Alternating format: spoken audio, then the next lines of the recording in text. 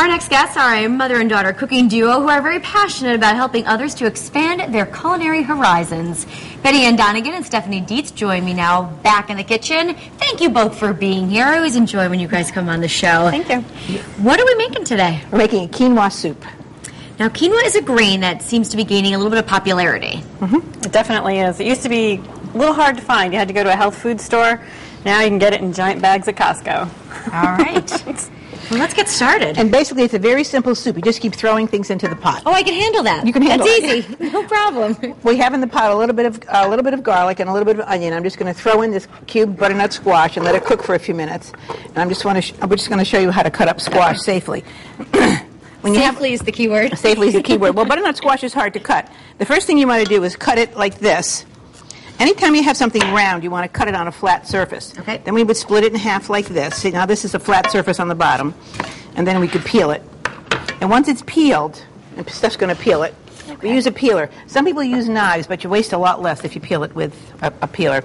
And you just want to just cut it down.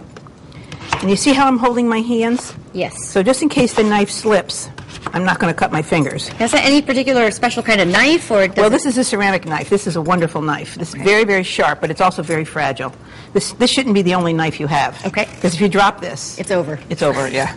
Now, again, I'm going to hold my hand on the top and do that, because this is hard. This, butternut squash is very hard, and then we're just going to cube it up. It's you want to try it? Sure, I'll give it a shot. You're going to feel that knife. It's just wonderful. Right through the center? No, you want to do it on the side like that. Do those. This way. Lengthwise, yep, lengthwise. Yep.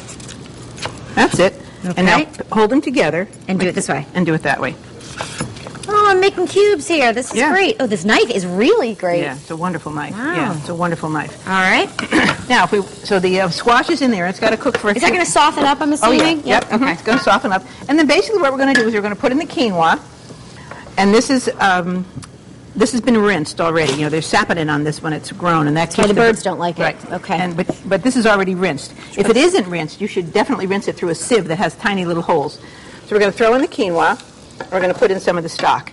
This is red quinoa, by the way. It's the same thing. It doesn't really have much of a different flavor, but it's... Can you use both? Color. Either or? Either or. Okay. Yeah. Some people like that better. Gives a little more color. It depends on what you're doing. Yeah, quinoa is very Okay. bland. It absorbs the flavors of the other food. But the thing about quinoa that's so interesting is it has all the essential amino acids. It's the only grain that does. So it's very healthy for So us. it's very, very good for you. Yes, it's very good for Stephanie, you. how much chicken stock are you putting in? 6 cups. 6 cups. And eventually, when that boils, we'll put the corn in. This is a bay leaf and a little thyme. And we have a saying that time takes over. So when it says 1/4 teaspoon, that's what you should use. Okay. And now I'm just going to show you how to cut this onion. Now Am I going to start to cry? No, you won't. No, because I'm going to show you how to cut it so you won't cry. Okay. I just cut the onion in half. You always want to cut on a flat surface because it's safer. We're going to cut off the bottom, but I'm leaving the top intact. This is the root. This is what was growing in the ground. Okay, you peeled it back a little bit. Peeled it back a little bit, just because you don't want to cut up the skin. Mm-hmm. I'm going to put my hand like this, and I'm going to slice this horizontally. Now, you're not going all the way through. I'm not going all the way through. It's still together, see? Okay. Now I'm going to go the other way. And I'm going to make small cuts because I want this a small chop. If you want a big chop, you just make a couple of cuts, but I want a small chop. That is so much easier. Now, then I'm going to go the other way. And you see what I've got now? I've got nicely fine... Dude, I paid extra in the grocery store yesterday to have it already done. Oh, no, you shouldn't do that. You shouldn't do that. It's so much easier. Because you waste a lot. The vitamins get lost. You should never buy cut-up vegetables. The vitamins get lost. But now you see how this is still together? Yes. The enzyme that makes you cry, the sulfur enzyme, is it in the root? Yeah, because I'm not feeling anything and right when now. you expose it to the air, it reacts and it forms sulfuric acid, and that's what irritates your eyes. But if you don't chop the root up, you're not going to cry. You're not going to cry. So go ahead, try slicing that down now. All right. Now just be careful. No. You want to hold it like this. You can hold your fingers like this. I was paying attention. See? I promise. Okay. Hold your fingers like that so you don't the end doesn't slide. That's it. You don't want the onion to slide. Right. That's it.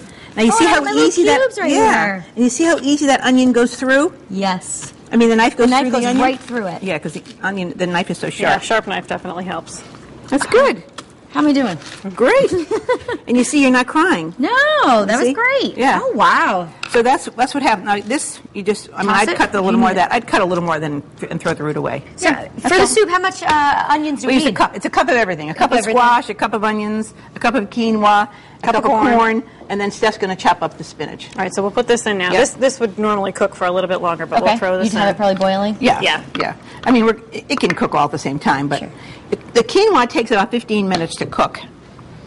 So you do have to cook that for a little bit before you throw anything else in. So this is 6 ounces of baby spinach, and this goes in right at the very end. It goes right into the soup. Right into the soup. Oh, Yeah. okay. I thought we were Yeah, having you a don't- side dish. Nope, don't have to cook it. So I'm just going to run my knife You through it. couldn't eat anything healthier than this. Oh, that's great. It has lots of fiber. It has lots of vitamins. Low it has fat. protein. There's almost no fat at all. Yeah, what would be fatty in it? Just Well, there's a little bit of oil. Oil? Okay. So you couldn't eat anything healthier than this. And if you great. wanted to do it vegetarian, you could even use vegetable stock. That doesn't have as much flavor as chicken stock, but if you really were freaky about that, you could. And you could quinoa is gluten-free, too. So, Oh, great. because a lot of people have problem with gluten now, too. There's no gluten in this, so it's a really, really healthy soup. All right. Well, that was a piece of cake. I'm looking forward to You want- tasting you want to this. try it? Yeah, let's give it a All right. shot. Oh, the beauty of TV. Look, I we know. have Yeah, it we're done all already. ready. Now it's going to be hot.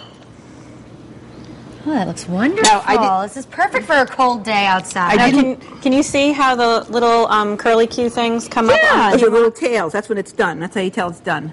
Oh, it doesn't have the tails original. Oh, Right. and it kind of expanded a little bit, Yeah. too. There, you can see them see? there. You see how the tails aren't visible here, but when you No, cook so- it, they're visible. All right, you know Yeah. it's done when you Yeah. have the tails on. Yeah. All right, get a little corn in here. Yeah. Oh, that's wonderful. Yeah. Isn't that delicious? It's very Yeah. good. And it's filling. I mean, Yeah. it's really filling. This with some bread, and you have a wonderful, very good meal. And you're going to get your protein in here. Yep. And you're not going to feel guilty about eating it later. There's not a lot of Definitely not. calories. Oh, that's fantastic. And there's Great. lots of fiber, because butternut squash and the spinach, of course, have a lot of fiber. And there's a lot of spinach. 6 ounces of spinach is a lot of spinach. It cooks down to nothing, but right. there's a lot of spinach. Well, thank you, ladies, for sharing this very healthy recipe with us. And if you want the recipe, just come to WTNH.com and click on Connecticut Style. Stay with us. Up next, we have a local band, Selfish Steam. They're going to